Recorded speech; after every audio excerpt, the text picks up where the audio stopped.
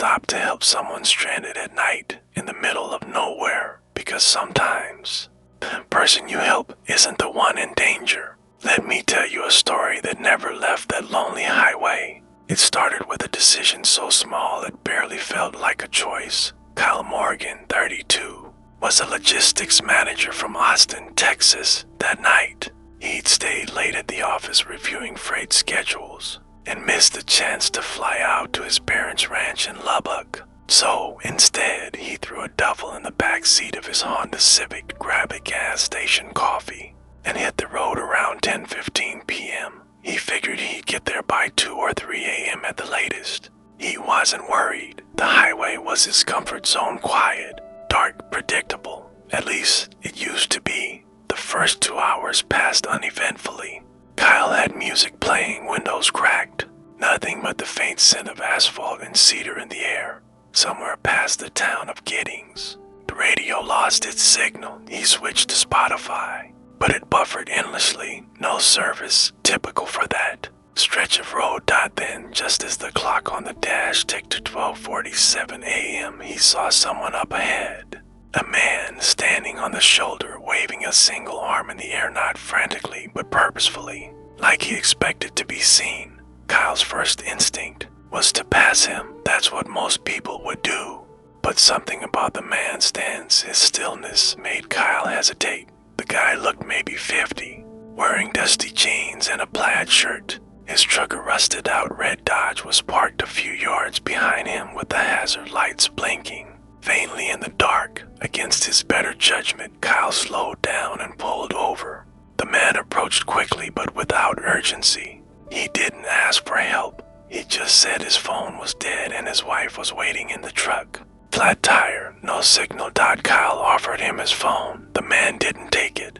"Can you just drop us off at the next gas station?" he asked, voice low, a little raspy. Kyle agreed, hesitantly. They walked back to the Dodge. The man went ahead, motioning toward the passenger side. Kyle followed. But when they got there, there was no one in the truck. No wife, no flat tire, no luggage. Just a driver's seat stained with something dark and the silent dashboard. Kyle turned to ask what was going on. That's when the man said, "You shouldn't have stopped." He said it like a fact, like a weather report. Then he just stood there, staring at the horizon like he was waiting for something else to arrive.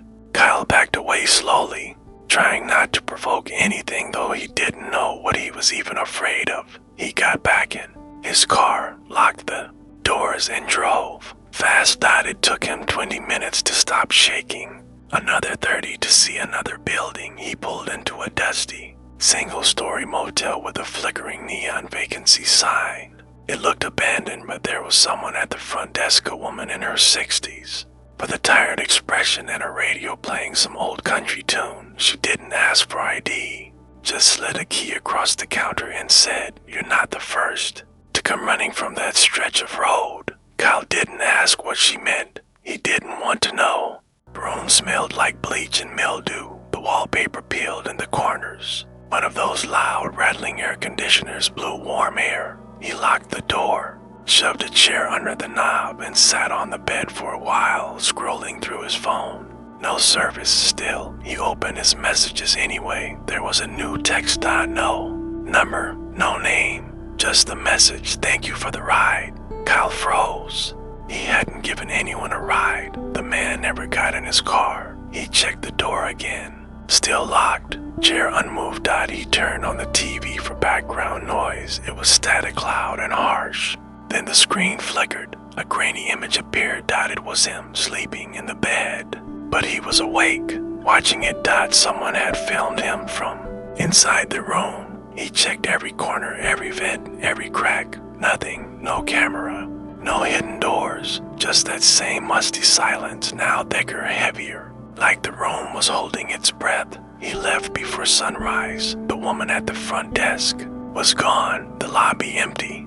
He left the key on the counter and ran to his car. The drive was different now. Every billboard, every tree, every flickering light in the distance felt like it was watching him. He kept checking his mirrors. He didn't stop for gas, didn't Stop at lights, didn't stop at all, but somewhere about 30 minutes from his parents' ranch. He blinked and he was back at the gas station he'd passed hours ago. The tank was full. The engine was cold. He had no memory of how he got there. The attendant inside didn't speak, just stared like Kyle wasn't really there. He left again, drove straight home, didn't speak of it to anyone until a week later, when a police officer knocked on his parents' door. Kyle's car had been found abandoned behind the same gas station. Engine still warm. No signs of struggle. No Kyle. The only thing left behind was a yellow sticky note on the windshield, written in smudged pen, "Pay it forward."